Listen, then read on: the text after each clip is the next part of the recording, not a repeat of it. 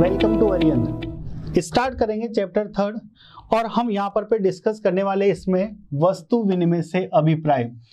यानी प्यारे बच्चों, आज का जो टॉपिक है वो वस्तु विनिमय पर है और देखते हैं वस्तु विनिमय किसे कहा जाता है। देखिए, वर्तमान समय में हम अपनी आवश्यकताओं को पूरा करने के लिए मुद्रा का प्रयोग करते हैं। यानी कहने का मतलब ये है, अगर आपको किसी भी वस्तु की आवश्यकता है तो उसको मुद्रा के माध्यम से खरीदा जा सकता है, और अगर आपको कोई वस्तु बेचनी है तो आप किसी भी व्यक्ति को वस्तु बेचकर मुद्रा प्राप्त कर सकते हो। लेकिन अगर हम पुराने जमाने की बात करें, जब मुद्रा प्रचलन में नहीं थी, क्योंकि मुद्रा का जन्म काफी समय के बाद हुआ है और काफी समय बाद मुद्रा को लेन देन के लिए प्रयोग में लाया जाने लगा है। लेकिन अगर अपन पुराने जमाने की बात करें, जब मुद्रा का आविष्कार नहीं हुआ था या जब मुद्रा बाजार में प्रचलन के अंदर नहीं आई थी, तो वो क्या माध्यम था जिसके बिहार पर लोग अपनी आवश्यकताओं को पूरा करते थे। उस समय वस्तु विनिमय प्रणाली देश में मौजूद थी और वस्तु विनिमय प्रणाली के माध्यम से ही सभी लोग अपनी आवश्यकताओं को संतुष्टि किया करते थे। तो सबसे पहला टॉपिक हमारा बनने वाला है वस्तु विनिमय। अब समझते बच्चों, वस्तु विनिमय कैसे कहा जाता है। देखिए, वस्तुओं एवं सेवाओं के साथ आदान प्रदान करना, इसे वस्तु विनिमय कहा जाता है। यानी सपोज करिए कि आपके पास कोई वस्तु सरप्लस क्वांटिटी में, यानी जितनी आपको उसकी आवश्यकता है उससे ज्यादा मात्रा में आपके पास उपलब्ध है, और किसी दूसरी वस्तु की आपको आवश्यकता है जो आपके पास नहीं है, तो आप क्या करोगे, एक ऐसा बंदा सर्च करोगे जिसके पास आपकी आवश्यकता की वस्तु उपलब्ध हो। ठीक है, तो आप उस बंदे से मिलोगे और आपकी आवश्यकता की वस्तु उससे खरीदोगे और आपके पास जो वस्तु सरप्लस क्वांटिटी में आप उसको दोगे। इससे उसकी भी आवश्यकता पूरी हुई और आपकी भी आवश्यकता पूरी हुई। इसे कहा जाता है वस्तु विनिमय। यानी जब दो या दो से अधिक व्यक्ति आपस में वस्तुओं एवं सेवाओं के साथ विनिमय करते हैं तो इसे वस्तु विनिमय कहा जाता है। एक एग्जाम्पल से समझने की कोशिश करते हैं कि सपोज करिए यहाँ पर दो व्यक्ति हैं, एक व्यक्ति ए है और एक व्यक्ति हमारे पास है बी। ए व्यक्ति के पास गेहूं है, यानी हो सकता है इसके पास गेहूं का उत्पादन होता हो, और बी व्यक्ति के पास चावल है, हो सकता है कि ये चावल का उत्पादन करता हो। अब क्या है कि ए व्यक्ति को चावल की आवश्यकता है और बी व्यक्ति को गेहूं की आवश्यकता है, तो क्या होगा, ए व्यक्ति बी से चावल प्राप्त कर लेगा और बी व्यक्ति ए से गेहूं प्राप्त कर लेगा। यानी इससे क्या हुआ, ए ने जैसे ही बी से चावल प्राप्त करे तो उसकी भी आवश्यकता पूरी हुई, और बी ने जैसे ही ए से गेहूं प्राप्त किए तो उसकी भी आवश्यकता पूरी हुई। इसे कहा जाता है वस्तु विनिमय। यानी वस्तुओं एवं सेवाओं के साथ आदान प्रदान करना वस्तु विनिमय कहलाता है। और एक ऐसी प्रणाली जिसके अंतर्गत वस्तु विनिमय पाया जाता है उसे वस्तु विनिमय प्रणाली कहा जाता है। हमारे भारत में पुराने समय में जब मुद्रा प्रचलन में नहीं थी तब हम अपनी आवश्यकताओं को वस्तु विनिमय के माध्यम से पूरा किया करते थे, और आज भी हमारे देश के कुछ जो बैकवर्ड एरियाज है, आज भी वहां पर आपको वस्तु विनिमय प्रणाली देखने के लिए पाई जा सकती है। तो अभिप्राय क्या है, वस्तु विनिमय से अभिप्राय वस्तुओं एवं सेवाओं के साथ विनिमय करने से हैं। यानी वस्तुओं एवं सेवाओं के साथ विनिमय करना ही वस्तु विनिमय कहलाता है। लेकिन प्यारे बच्चों, जब वस्तु विनिमय प्रणाली बाजार में उपलब्ध थी उस समय कई प्रकार की कठिनाइयां देखने के लिए मिलती थी। वर्तमान समय में मुद्रा के प्रचलन में आने से किसी भी प्रकार की परेशानियां हम अपनी आवश्यकताओं को पूरा करने के लिए फेस नहीं करते हैं। लेकिन जब वस्तु विनिमय प्रणाली थी तो लोग अपनी आवश्यकताओं को जिस माध्यम से पूरा करना चाहते थे या जिस तरीके से पूरा करना चाहते थे उस तरीके से उनकी आवश्यकताएं पूरी नहीं हो पाती थी। कुछ ऐसे दोष थे जिनकी वजह से लोगों की आवश्यकताएं पूरी नहीं हो पाती थी। जैसे जैसे देश बढ़ते गए, जैसे जैसे अर्थव्यवस्थाओं का विकास होता गया, विश्व का आर्थिक विकास का स्तर बढ़ता गया, हमारे देश का आर्थिक विकास का स्तर बढ़ता गया, वैसे वैसे जरूरत महसूस हुई कि वस्तु विनिमय प्रणाली सभी देशों की या सभी लोगों की आवश्यकताओं को पूरा करने का एक सफिशिएंट सिस्टम नहीं है। यानी उसमें कौन कौन सी कमियां पाई जाती थी जिससे हमारी आवश्यकता पूरी नहीं होती थी। तो टॉपिक कहलाएगा वस्तु विनिमय प्रणाली में आने वाली कठिनाइयां या समस्याएं। तो प्यारे बच्चों, हमें जो टॉपिक पढ़ना है आगे वो है वस्तु विनिमय प्रणाली में आने वाली कठिनाइयां। किन किन कठिनाइयों का हमें सामना करना पड़ता था पुराने समय में जब हम वस्तुओं सेवाओं को एक्सचेंज करने के लिए वस्तु विनिमय प्रणाली को यूज में लेते थे।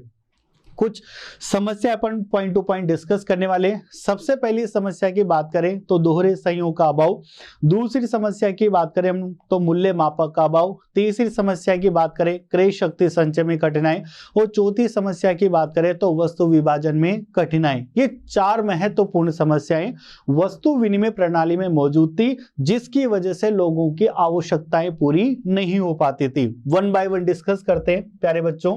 सबसे पहला है दोहरे संयोग का अभाव, दूसरी समस्या आती थी मूल्य मापक का अभाव, तीसरी समस्या हमारे सामने आती थी क्रय शक्ति संचय में कठिनाई, और चौथी समस्या हमारे सामने आती है वस्तु के विभाजन में कठिनाई। अब देखते हैं दोहरे संयोग का अभाव क्या होता है। देखिए बच्चों, वस्तु विनिमय प्रणाली के अंतर्गत सबसे पहले आपको एक ऐसा व्यक्ति सर्च करना होगा जिसके पास न केवल आपकी आवश्यकता की वस्तु बल्कि उससे भी आपके पास जो वस्तु है उसकी आवश्यकता होनी चाहिए।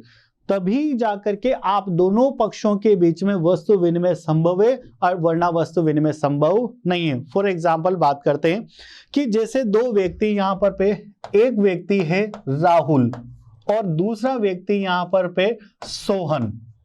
अब क्या है कि अगर राहुल को कोई चीज चाहिए तो सबसे पहले तो उसे एक ऐसा व्यक्ति सर्च करना पड़ेगा जिसके पास राहुल की आवश्यकता की वस्तु ही नहीं बल्कि उससे भी राहुल के पास जो वस्तु है उसकी आवश्यकता होनी चाहिए। अब राहुल को वो वस्तु चाहिए जो सोहन के पास है, और सोहन को वो वस्तु चाहिए जो किसके पास है, राहुल के पास है। तभी जाकर के वस्तु विनिमय संभव है, वरना वस्तु विनिमय संभव नहीं होगा। अगर राहुल के पास जो वस्तु है उसकी सोहन को आवश्यकता नहीं है तो फिर इन दोनों के बीच में वस्तु विनिमय संभव नहीं है। और ऐसा सिचुएशन हर परिस्थिति में जरूरी नहीं कि उपलब्ध हो ही जाए। तो सबसे पहली समस्या आती थी दोहरे संयोग का अभाव। दूसरा पॉइंट डिस्कस करते हैं मूल्य मापक का अभाव। बच्चों, वर्तमान समय में वस्तुओं एवं सेवाओं को मापने का एक निर्धारित मापदंड है जिसे मुद्रा कहा जाता है। यानी अगर आपको कोई भी चीज चाहिए तो वर्तमान समय में हर वस्तु का मूल्य मुद्रा के रूप में निर्धारित कर दिया गया है। आपको कोई भी चीज चाहिए, फॉर एग्जाम्पल कार चाहिए, 5 लाख रुपए की है, शोरूम पर गए 5 लाख रुपए दिए, आपने कार परचेज कर ली, कोई समस्या नहीं आई। स्टेशनरी का आइटम चाहिए, एक पेन आपको चाहिए, आप स्टेशनरी के शॉप पर गए, 10 रुपीज का आपने पेन परचेज किया और शॉपकीपर को आपने 10 रुपीज दिए और आपके पास पेन आ गए। यानी वर्तमान समय में वस्तुओं सेवाओं को मापने का एक निर्धारित मापदंड है जिसको मुद्रा कहा जाता है। लेकिन आपको पता है पुराने समय में हम वस्तु विनिमय प्रणाली की बात कर रहे हैं और उस समय मुद्रा का आविष्कार नहीं हुआ था। तो वस्तु विनिमय प्रणाली में वस्तुओं एवं सेवाओं को मापने का कोई निर्धारित मापदंड नहीं था। यानी कैसे डिसाइड करेंगे 2 पक्ष कि आपस में एक दूसरे की वस्तु को किस दर पर वो एक्सचेंज करेंगे, किस दर पर विनिमय करेंगे। ये दूसरी समस्या आती थी जिसे कहा जाता है मूल्य मापक का अभाव। जैसे मान लीजिए ए के पास कपड़ा है और बी के पास चावल है। ए के पास क्या है यहाँ पर पे कपड़ा और बी के पास क्या है चावल, ठीक है। अब आप देखिए यहां पर पे दोनों एक दूसरे की वस्तु को एक्सचेंज करना चाह रहे हैं। अब कैसे डिसाइड करेंगे कि ए 1 मीटर कपड़े के बदले में बी से कितने किलोग्राम चावल लेगा, या बी ए को 1 किलो चावल देगा तो उसके बदले में कितना मीटर कपड़ा प्राप्त करेगा। यानी उस समय वस्तुओं सेवाओं को मापने का कोई निर्धारित मापदंड नहीं था, इसलिए दूसरी समस्या आती थी मूल्य मापक का अभाव। बात करते हैं पॉइंट नंबर 3, क्रय शक्ति संचय में कठिनाई। देखिए बच्चों, क्रय शक्ति का मतलब होता है कि भविष्य की आवश्यकताओं को पूरा करने के लिए हम वर्तमान में धन का संचय करके रखते हैं, ताकि भविष्य में अगर हमें पैसे की आवश्यकता पड़े तो वर्तमान में जो धन संचित करके रखा जा रहा है उसके माध्यम से आवश्यकताओं की पूरी की जाए। जैसे मान लीजिए भविष्य में आपको मकान खरीदना होगा तो आप वर्तमान में धन का संचय करके रखोगे ताकि भविष्य में मकान खरीदा जा सके। ये धन का संचय करके रखना, इसे कहा जाता है क्रय शक्ति का संचय करना। अब वर्तमान समय में क्रय शक्ति का संचय मुद्रा के रूप में करा जाता है, और मुद्रा को जब क्रय शक्ति के रूप में संचय करके रखा जाता है तो उसमें कोई प्रकार की परेशानी उत्पन्न नहीं होती। क्यों नहीं होती? क्योंकि आप बहुत बड़ी रकम को एक छोटे से स्थान पर रख सकते हो। दूसरी बात, आप अपनी रकम को बैंक में जमा करा सकते हो जो कि काफी सुरक्षित होती है। और तीसरी बात, मुद्रा को रखने के लिए कोई बहुत बड़े स्थान की भी आवश्यकता नहीं होती, एक छोटे से प्लेस पर काफी सारा पैसा रखा जा सकता है। और बहुत ही इंपॉर्टेंट पॉइंट है कि मुद्रा एक टिकाऊ वस्तु होती है, यानी इसमें खराब होने की प्रवृत्ति नहीं पाई जाती है। यही बात अगर अपन वस्तु विनिमय प्रणाली में करें तो उस समय लोग क्रय शक्ति के रूप में किसको संचय करके रखते थे ताकि भविष्य की आवश्यकताओं को पूरा किया जा सके। वस्तु को ही संचय करके रखा करते थे, क्योंकि मुद्रा का जन्म तो हुआ ही नहीं था। यानी भविष्य की आवश्यकताओं को संचय करने के लिए भविष्य की आवश्यकताओं को पूरा करने के लिए वो मुद्रा का संचय करके नहीं रख सकते थे, क्योंकि मुद्रा का जन्म नहीं हुआ था, वस्तुओं को ही संचय करके रखना पड़ता था। लेकिन बच्चों, वस्तुओं को एज ए धन का संचय करके रखने में कई प्रकार की परेशानियां उत्पन्न होती थी। कैसे? पहली बात तो वस्तुओं को रखने के लिए बहुत बड़े स्थान की आवश्यकता होती है, तो आपको एक इतना बड़ा स्थान चाहिए ताकि वहां पर वस्तुओं को रखा जा सके। दूसरी बात, वस्तुओं में खराब होने की प्रवृत्ति पाई जाती है, ठीक है, तो आपको उनकी केयरिंग पर काफी सारा पैसा भी खर्च करना पड़ेगा। इसलिए वस्तु विनिमय प्रणाली के अंतर्गत जब वस्तुओं को क्रय शक्ति के रूप में संचय करके रखा जाता था तो कई प्रकार की परेशानियां उत्पन्न होती थी। बात करते हैं चौथी समस्या, वस्तु के विभाजन में कठिनाई। वस्तु विनिमय प्रणाली के अंतर्गत कुछ वस्तुएं ऐसी होती थी जिन्हें एक पूर्ण इकाई के रूप में ही हम लोग विनिमय कर सकते थे। अगर उसके टुकड़े करने की चेष्टा करोगे या उसका विभाजन करने की कोशिश करोगे तो उस वस्तु की उपयोगिता नष्ट हो जाएगी। एक एग्जांपल से समझते हैं। सपोज करिए दो पर्सन है, ए एंड बी। ए के पास हॉर्स घोड़ा है और बी के पास 4 बकरियां हैं। अब एक्सचेंज रेट है, जो विनिमय दर है वो ये हो सकती है कि एक घोड़े के बदले में 4 बकरियां दी जाएगी या 4 बकरियों के बदले में एक घोड़ा मिलेगा। अब जो ए पर्सन है जिसके पास घोड़ा है उसको केवल 2 ही बकरियों की आवश्यकता है, 4 बकरियों की आवश्यकता नहीं है। अब वो ऐसा तो कर नहीं सकता कि 2 बकरियों के बदले में पूरा घोड़ा दे दे, क्योंकि एक घोड़े की वैल्यू 4 बकरियों के बराबर है। अब सामने वाला भी अगर ऐसे ये कहता है कि कोई दिक्कत नहीं है, आप 2 बकरियां ले लीजिए और मुझे आधा हॉर्स दे दीजिए, क्या बच्चों ऐसा करना पॉसिबल है क्या? किसी भी कंडीशन में ऐसा नहीं किया जा सकता, क्योंकि आप घोड़े के टुकड़े करने की चेष्टा करोगे तो उसकी उपयोगिता खत्म हो जाएगी। उसे एक पूर्ण इकाई के रूप में ही विनिमय किया जा सकता है। तो चौथी समस्या आती थी वस्तु के विभाजन में कठिनाई। चलिए, ये वस्तु विनिमय प्रणाली में आने वाली 4 कठिनाइयां थी। दोहरे संयोग का अभाव, मूल्य मापक का अभाव, क्रय शक्ति संचय में कठिनाई और वस्तु के विभाजन में कठिनाई। अब देखिए, आपने बहुत अच्छे से सुना है कि आवश्यकता आविष्कार की जननी होती है। अभी आपको बोला गया कि वस्तु विनिमय प्रणाली में कई प्रकार की कठिनाइयां उत्पन्न होती है। लोग अपनी आवश्यकताओं को पूरा नहीं कर पाते थे, देशों का आर्थिक विकास का स्तर धीरे धीरे बढ़ता जा रहा था, तो वस्तु विनिमय प्रणाली अर्थव्यवस्थाओं की आवश्यकताओं को पूरा करने में समर्थ नहीं थी। फलस्वरूप एक ऐसी वस्तु की आवश्यकता हुई जो वस्तु विनिमय प्रणाली में आने वाली सारी समस्याओं का हल कर दे, और वो वस्तु हमारे सामने बाद में क्या निकल कर आई? मुद्रा। यानी मुद्रा ने वो सारे ही काम कर दिए जो वस्तु विनिमय प्रणाली में समस्याएं उत्पन्न करते थे। तो हमारा टॉपिक है मुद्रा, यानी मुद्रा किसे कहा जाता है। देखिए प्यारे बच्चों, मुद्रा का मतलब होता है हर वो चीज जिसे विनिमय के माध्यम, किसकी बात कर रहा हूं मैं आप लोगों से? विनिमय की बात कर रहा हूं। यानी हर वो चीज जिसके बिहाफ पे हम विनिमय कर सके, यानी किसी से भी वस्तु ले सके और दे सके, उसमें कोई समस्या नहीं आनी चाहिए, विनिमय के माध्यम।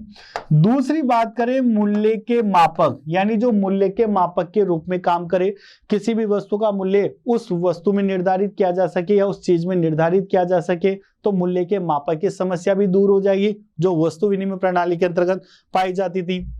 दूसरा, मूल्य का संचय इस रूप में कार्य करे, यानी हर वो चीज जो इन तीन रूपों में अगर काम करे तो उस चीज को आप क्या बोल सकते हो, मुद्रा कह सकते हो। तो मुद्रा एक ऐसी वस्तु होती है जिसे विनिमय के माध्यम, मूल्य के मापक, किसके रूप में, मूल्य के मापक और मूल्य के संचय के रूप में सर्वमान्य रूप से स्वीकार किया जाए।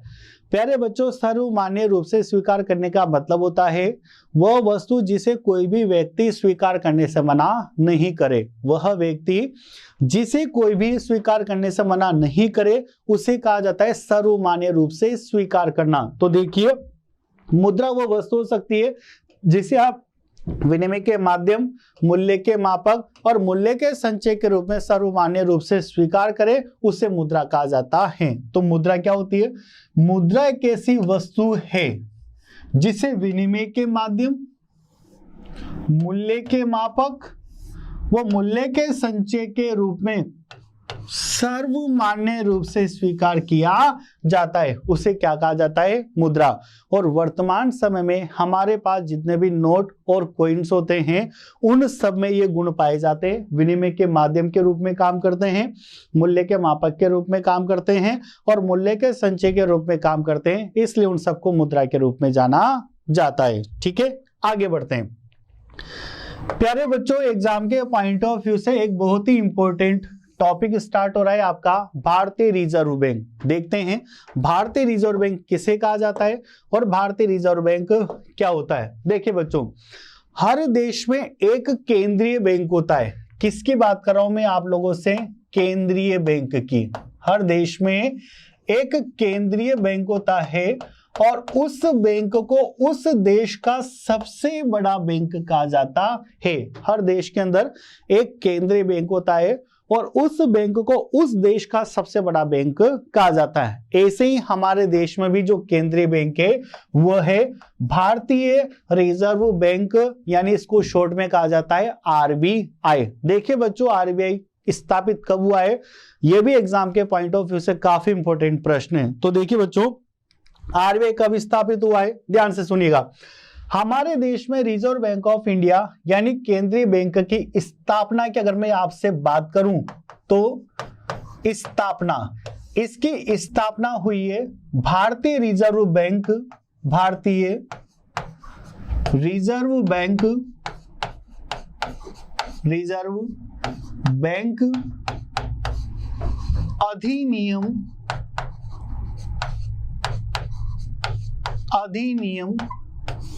1934 के तहत, 1934 के तहत 1934, यानी हमारे देश में आरबीआई की स्थापना के लिए पहले एक अधिनियम बनाया गया और उस अधिनियम का नाम है रिजर्व बैंक अधिनियम 1934।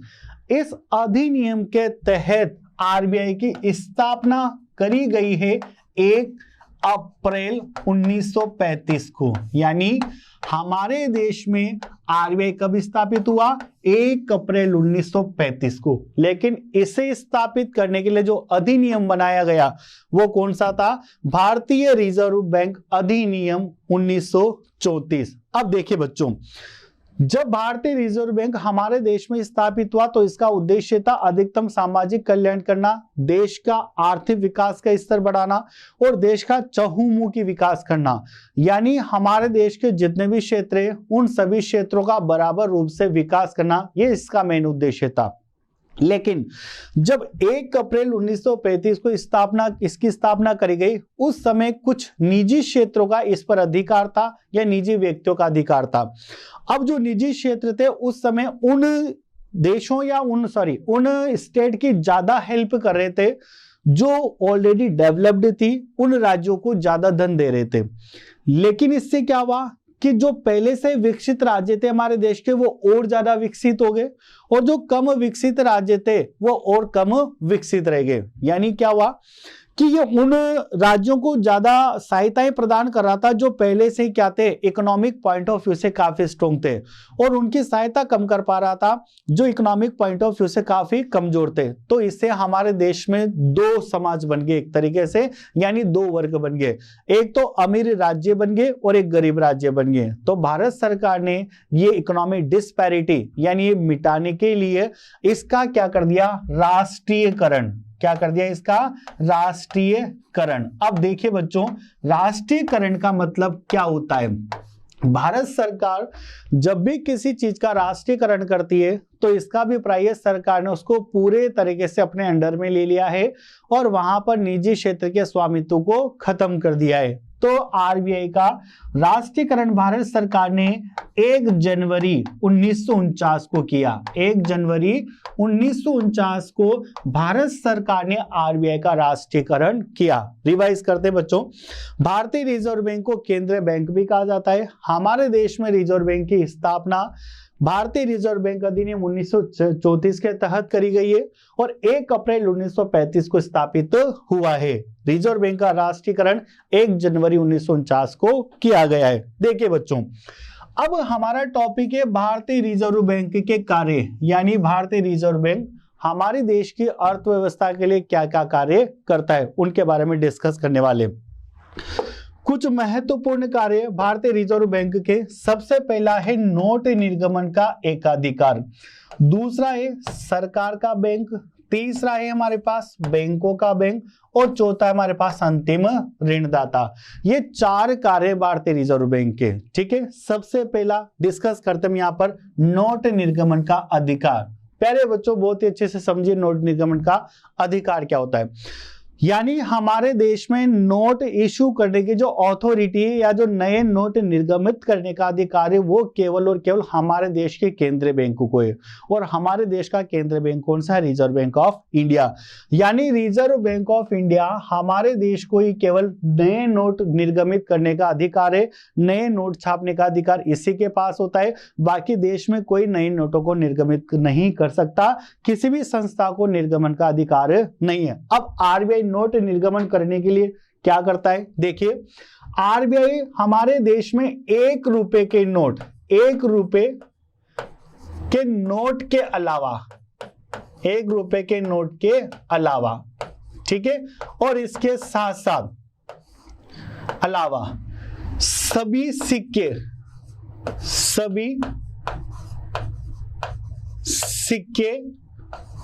व 1 रुपए के नोट के अलावा, यानी आरबीआई हमारे देश में 1 रुपए के नोट और जितने भी प्रकार के सिक्के चलते हैं उनको नहीं छापता है।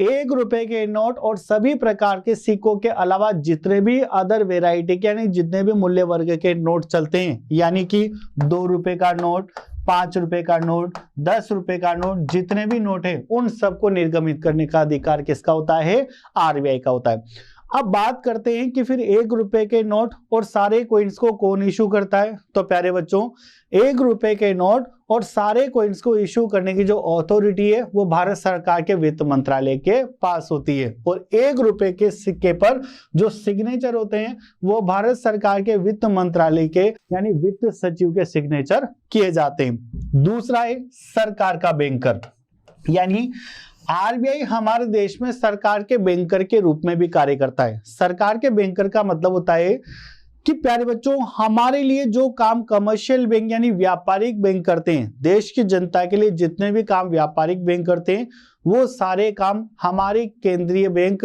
हमारे देश के सरकार के लिए करता है। हम लोग व्यापारिक बैंकों के पास साथ क्या करते हैं, हमारी जमाओं को वहां पर रखते हैं व्यापारिक बैंकों को, कभी हमें ऋण की आवश्यकता पड़ने पर व्यापारिक बैंकों से ऋण प्राप्त करते हैं। यही सारे काम आरबीआई देश की सरकार के लिए करता है, इसलिए आरबीआई को सरकार का बैंक भी कहा जाता है। दूसरी बात, इसको प्यारे बच्चों सरकार का एजेंट भी बोला जा सकता है। और एजेंट इसलिए कहा जाता है क्योंकि हमारे देश की सरकार जब विदेशों के साथ आयात और निर्यात करती है और आयात निर्यात करने पर या तो भुगतान किए जाते हैं या फिर आय की प्राप्त होती है। अगर आप आयात करोगे तो आपके देश को भुगतान करना पड़ेगा और अगर आप निर्यात करोगे तो दूसरे देशों से आपको आय की प्राप्ति होगी। तो जब भी हमारे देश की सरकार आयात निर्यात करके पैसा कमाती है यानी आय लेकर के आती है विदेशों से या यहां से विदेशों को भुगतान करती है, तो ये कार्य भी सरकार की तरफ से आरबीआई करने का काम करता है, इसलिए आरबीआई को सरकार का एजेंट भी कहा जा सकता है। दूसरी बात, इसको सरकार का वित्तीय परामर्शदाता, इसको सरकार के वित्तीय परामर्शदाता के रूप में भी जाना जाता है, क्योंकि ये समय समय पर सरकार को दिशा निर्देश प्रदान करता है कि हमारे देश में मुद्रा से संबंधित कौन कौन सी परिस्थितियां चल रही है, हमारे देश में मुद्रास्फीति है या हमारे देश में मुद्रा संकुचन है, ये परिस्थितियों से अवगत कराता है हमारी सरकार को, और फिर सरकार हमारे देश की उसी तरीके से प्लान एंड पॉलिसीज फॉर्मुलेट करती है ताकि देश के आर्थिक विकास के स्तर पर कोई बाधा न आए। तीसरा है बच्चों बैंकों का बैंक। देखो इसको बैंकों का बैंक क्यों कहा जाता है, क्योंकि हमारे देश में जितने भी व्यापारिक बैंक होते हैं उन सबका उद्देश्य होता है धन कमाना, और वो साख निर्माण के उद्देश्य से कार्य करते हैं, लेकिन उन सभी बैंकों को नियमित करना, उन सभी बैंकों पर नियंत्रण रखना, ये सारे काम किसके होते हैं, आरबीआई के होते हैं। यानी जितने भी व्यापारिक बैंक है हमारे देश में, उन सब व्यापारिक बैंकों के लिए रूल्स एंड रेगुलेशंस बनाना या कोई भी गाइडलाइन जारी करने का काम किसका होता है, आरबीआई का होता है। आरबीआई के द्वारा बनाए गए रूल्स एंड रेगुलेशन देश के सभी व्यापारिक बैंकों को मान्य होते हैं, इसलिए आरबीआई को बैंकों का बैंक भी कहा जाता है। और सबसे एक इंपॉर्टेंट पॉइंट है अंतिम ऋणदाता। देखिए बच्चों समझिए अंतिम ऋणदाता का मतलब क्या होता है। देश की पब्लिक के लिए या देश की जनता के लिए ऋणदाता का काम करते हैं व्यापारिक बैंक, यानी आप जिन भी बैंक से ट्रांजैक्शन करते हुए सब व्यापारिक बैंक के, और हम लोग व्यापारिक बैंकों से जब ट्रांजैक्शन करते हैं तो व्यापारिक बैंकों को हमारे लिए हम ऋणदाता बोल सकते हैं। लेकिन बच्चों इन ऋणदाताओं को भी कभी कभी ऋण की आवश्यकता पड़ती है, यानी व्यापारिक बैंकों को भी कभी कभी ऋण की आवश्यकता पड़ती है। जब इन व्यापारिक बैंकों को ऋण की आवश्यकता होती है तो ये पहले किसी दूसरी व्यापारिक संस्था से ऋण लेने की कोशिश करते हैं, यानी जैसे मान लो पीएनबी को ऋण की आवश्यकता है तो पहले एसबीआई से डिमांड करेगा। लेकिन जब किसी व्यापारिक बैंकों को ऋण की आवश्यकता होने पर कोई भी व्यापारिक संस्था उसकी मदद नहीं करती है, उसको ऋण प्रदान नहीं करती है, तो फाइनली किसको अप्रोच करता है, आरबीआई को, और आरबीआई फिर उसको फाइनली ऋण उधार देने का काम करती है, जिसलिए आरबीआई को अंतिम ऋणदाता के रूप में भी जाना जाता है। यानी अगर व्यापारिक बैंकों को कहीं से भी ऋण नहीं मिलेगा तो फिर ऋण फाइनली कहां से मिलेगा, आरबीआई से, इसलिए आरबीआई को अंतिम ऋणदाता के रूप में भी जाना जाता है। चलिए एक नया टॉपिक है आधुनिक बैंकिंग प्रणाली। देखिए बच्चों बैंकिंग प्रणाली मेनली दो चीजों पर टिकी हुई रहती है। किस तरीके से टिकी हुई रहती है, यानी हमारे देश की जो बैंकिंग व्यवस्था है वो दो तरीके से चलती है। वो दो तरीके कौन कौन से, एक तो जमा राशि स्वीकार करना और एक उधारकर्ताओं को ऋण देना। देखिए बच्चों व्यापारिक बैंकों का सबसे पहला काम है जमा राशि स्वीकार करना, यानी देश की जनता की जमाओं को स्वीकार करना। हम लोग जब भी पैसा जमा कराते तो कहां पर कराने जाते हैं, व्यापारिक बैंकों में। तो व्यापारिक बैंकों का सबसे इंपॉर्टेंट काम यह है कि वो देश की जनता की जो भी जमाएं आएगी उनको स्वीकार करने का काम करेंगे, उनको अपने पास रखेंगे, और देश की जनता जब भी अपने पैसे को वापस मांगेगी तो व्यापारिक बैंकों के द्वारा यह पैसा वापस देश की जनता को लौटा दिया जाएगा। यह सबसे पहला काम होता है व्यापारिक बैंकों का, जनता की जमाओं को स्वीकार करना। जैसे आपका किसी भी बैंक में अकाउंट है तो जब आप बैंक में पैसा जमा कराने जाओगे तो बैंक आपके पैसे को स्वीकार कर लेते हैं, और जब भी आप उस पैसे की दोबारा डिमांड करोगे व्यापारिक बैंक से, जब भी अपना पैसा वापस मांगोगे तो व्यापारिक बैंक आपको मांगने पर यह पैसा वापस आपको रिटर्न कर देंगे। अब ये पैसा आप कैसे मांग सकते हो, डायरेक्ट बैंक में जाकर के पैसा विड्रॉल कर सकते हो, एटीएम के थ्रू आप पैसा विड्रॉल कर सकते हो, और चेक बुक के थ्रू भी आप पैसा विड्रॉल कर सकते हो। तो बैंकिंग प्रणाली का सबसे पहला जो सिस्टम है वो है जनता की जमाओं को स्वीकार करना, और उसके बाद उधारकर्ताओं को ऋण देना। हमारे पास कई ऐसे कार्य होते हैं जिन्हें करने के लिए हमें वर्तमान समय में हमारे पास पर्याप्त मात्रा में धनराशि नहीं होती, और वो काम हमें कहीं ना कहीं से पैसा लेकर के करना पड़ता है। जब हम किसी से पैसा लेते हैं तो उसे उधार कहा जाता है। और वर्तमान समय में जो व्यापारिक बैंक होते हैं ये देश की जनता को धन उधार देने का काम करते हैं। यानी दूसरा काम क्या है, उधारकर्ताओं को ऋण देना। जो भी व्यक्ति व्यापारिक बैंकों के पास उधार लेने जाते हैं, व्यापारिक बैंक उनको उधार प्रदान करने का काम करते हैं। लेकिन सभी व्यापारिक बैंक जितनी राशि आपने उधार ली है वो राशि आपको ब्याज सहित व्यापारिक बैंकों को चुकानी पड़ती है। इसलिए इसको और इस पैसे को ये प्रॉफिट मोटिव के हिसाब से देखते हैं। यानी जो भी आप उधार ले रहे हो उस सारे उधार पर आपको क्या चुकाना पड़ेगा, ब्याज चुकाना पड़ेगा। और वो जो ब्याज होता है ये सभी व्यापारिक बैंकों का लाभ कहलाता है। ठीक है, तो बच्चों आधुनिक बैंकिंग प्रणाली दो सिस्टम पर टिकी हुई थी जिसके अपन ने बात करी। एक तो जनता की जमाओं को स्वीकार करना और एक आवश्यकता पड़ने पर जनता को लोन यानी कि उधार पैसा उपलब्ध करवाना। ठीक है, देखते बच्चों साख व्यवस्था की विविधता। अब अभी अपन ने एक बात डिस्कस करी है जस्ट इस टॉपिक में कि जब भी हमें भविष्य की आवश्यकताएं कोई पूरी करनी है, वर्तमान में कोई ऐसा काम करना है जिसके लिए हमारे पास अभी धन की व्यवस्था नहीं है, तो हम डायरेक्ट कहां पर जाते हैं, बैंक में। इसे कहेंगे साख लेना। यानी जब भी आप उधार लेते हो बैंकों से तो इसको साख लेना कहा जाता है। लेकिन हमारे देश में साख लेने के लिए यानी उधार लेने के लिए केवल बैंकिंग ही नहीं, कई सारी अन्य और चीजें जिनके माध्यम से हम लोग उधार ले सकते हैं। क्योंकि पुराने समय में जब बैंक नहीं थे तभी लोग पैसा उधार लिया करते थे। तो वो क्या क्या सिस्टम है जिससे हमें साख उपलब्ध हो जाए, तो वो टॉपिक है साख व्यवस्था की विविधता। यानी हमारे देश में ऐसी कौन कौन सी व्यवस्था है जिसके बिहार पे हम लोगों को साख यानी उधार प्राप्त हो जाए। सबसे पहला है साहूकारों से ऋण। तो पुराने समय में जो ऋण लिया करते थे वो साहूकारों से लिया करते थे, जो हमारा शोषण करते थे उस टाइम पर पे काफी ज्यादा ब्याज हम लोगों पर चार्ज करा करते थे। तो एक व्यवस्था तो क्या है हमारे देश में साख प्राप्त करेंगे, साहूकारों से ऋण ले लिया जाए। दूसरा व्यापारियों से ऋण।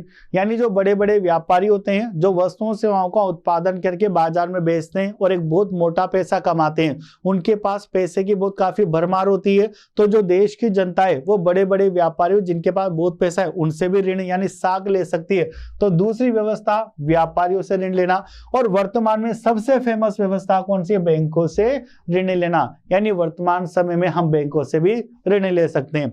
तो साख की विविधता का मतलब है कि कहां कहां से हमें साख प्राप्त हो सकता है। तो आपको साहूकारों से ऋण प्राप्त हो सकता है, जैसे पुराने जमाने में साहूकारी दिया करते थे। व्यापारियों से ऋण प्राप्त हो सकता है, जो बहुत बड़े व्यापारी होते हैं जिनके पास खूब पैसा आता है। और बैंकों से अपन ऋण प्राप्त कर सकते हैं, जो वर्तमान में उधार लेने का सबसे प्रचलन तरीका माना जाता है।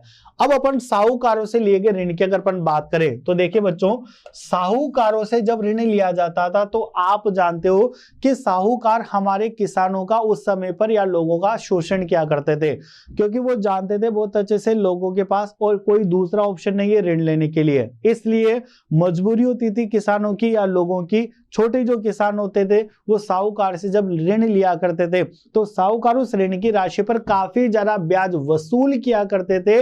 इसलिए किसानों का जो पैसा जो भी इनकम आती थी वो भी साहूकारों को ब्याज चुकाने में ही चली जाती थी। तो देखिए छोटे किसान गांव के साहूकारों से ब्याज की उच्च दर, बात आ गई है ब्याज की उच्च दर पर पैसा उधार लेते हैं। और उच्च ब्याज दर के कारण वो किस में फंस जाते हैं, कर्ज के जाल में फंस जाते हैं। यानी उनके ऊपर काफी ज्यादा कर्ज हो जाता है और जो भी आय आती है वो संपूर्ण आय उस कर्ज को चुकाने में चली जाती है। दूसरा सिस्टम हमने पढ़ा था व्यापारियों से ऋण। अब देखिए क्या होता है कि जो बड़े बड़े व्यापारी होते हैं वो किसान उनसे कांटेक्ट करते हैं। किसान जब उनसे ऋण मांगते हैं तो व्यापारिक बैंक इस बात का आश्वासन देते हैं या जो व्यापारी हैं वो इस बात का आश्वासन देते हैं कि किसान हमें फसल बेचेंगे तब हम आपको ऋण प्रोवाइड करेंगे।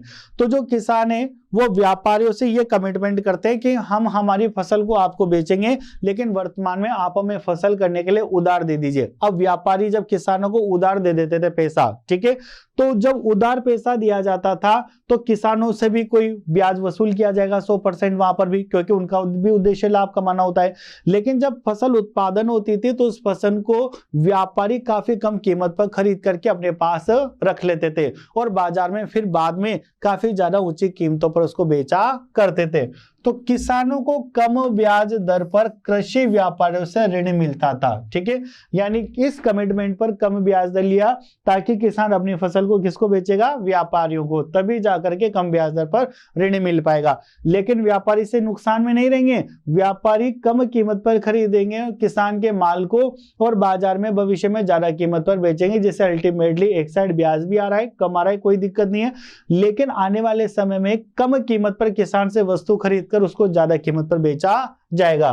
तो व्यापारियों को भी किसानों से उनकी फसल बेचने का वादा मिलता है, यानी तभी जाकर के ऋण दिया जाएगा। इस तरीके से व्यापारी सुनिश्चित करता है कि धन लाभ कमाने के अतिरिक्त अदा करने के लिए भी किया जाता है। वह कम कीमत पर किसानों से फसल खरीदता है और कीमतें उच्च होती है तो उसे बाजार में बेच करके लाभ कमा लेता है। अगला सबसे महत्वपूर्ण है बैंकों से ऋण।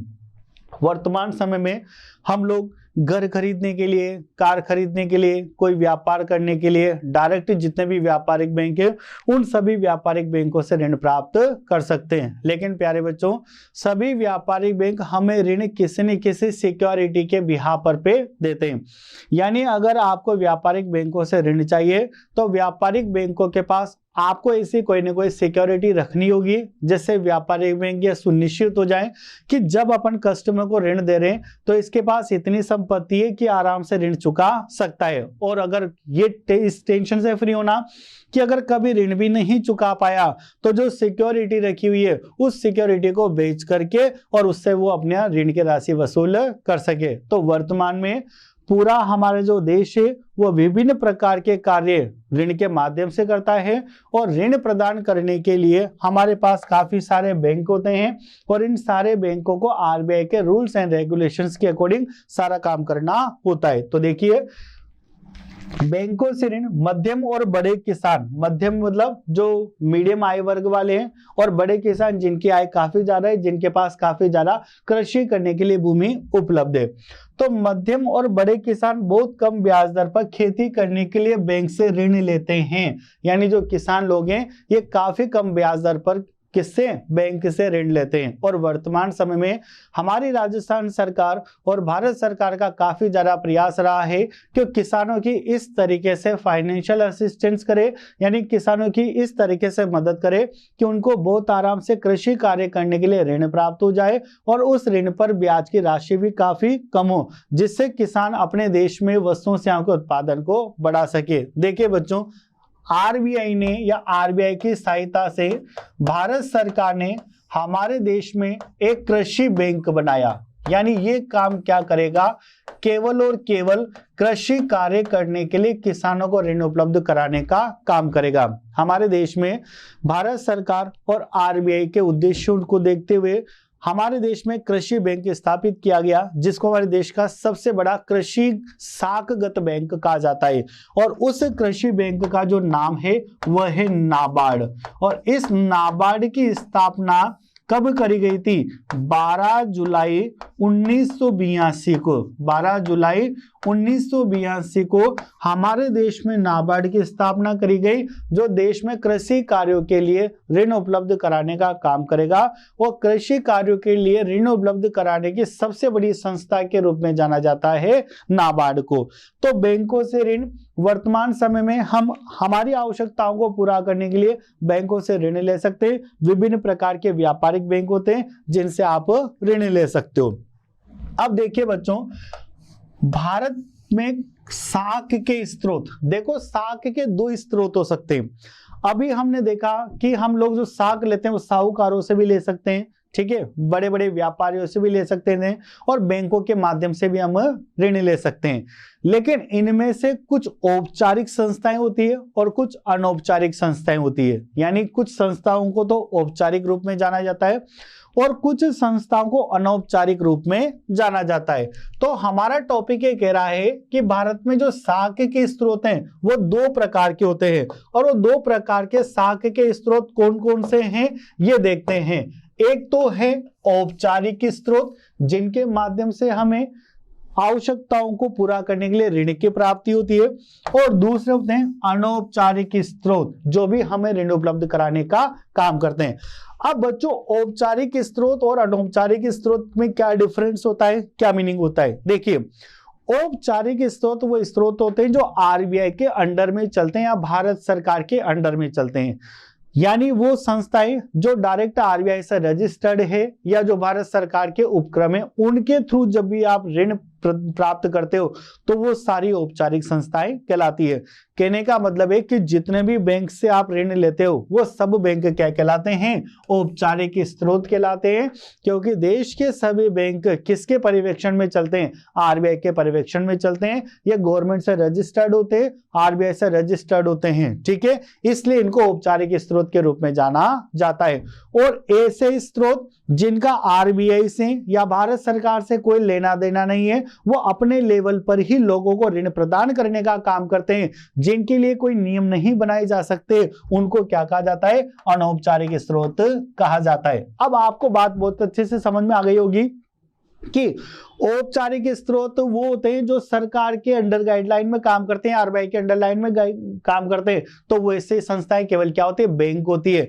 यानी जितने भी तरीके के बैंक होते हैं वो सब औपचारिक स्रोत के अंदर गिने जाते हैं, और जिन पर कोई रूल्स एंड रेगुलेशंस नहीं होते वो सब अनौपचारिक में गिने जाते हैं। जैसे साहूकार हो गए, महाजन हो गए, बड़े बड़े व्यापारी हो गए, आपके रिश्तेदार हो गए, सेल्फ हेल्प ग्रुप हो गए, ये सब क्या है? अनौपचारिक स्रोत के रूप में जाने जाते हैं। तो पढ़ते हैं, औपचारिक स्रोत यह अपेक्षाकृत कम दरों में ऋण प्रदान करते हैं, क्योंकि देखिए बच्चों, जितने भी बैंक होते हैं ये सब कम दरों पर ऋण प्रदान करने का काम करते हैं। यानी इनका उद्देश्य ये नहीं होता कि किसानों का या ऋण लेने वाले लोगों का शोषण किया जाए। और क्यों?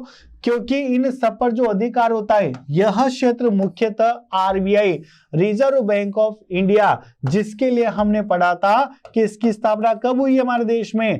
1 अप्रैल 1935 को हुई है।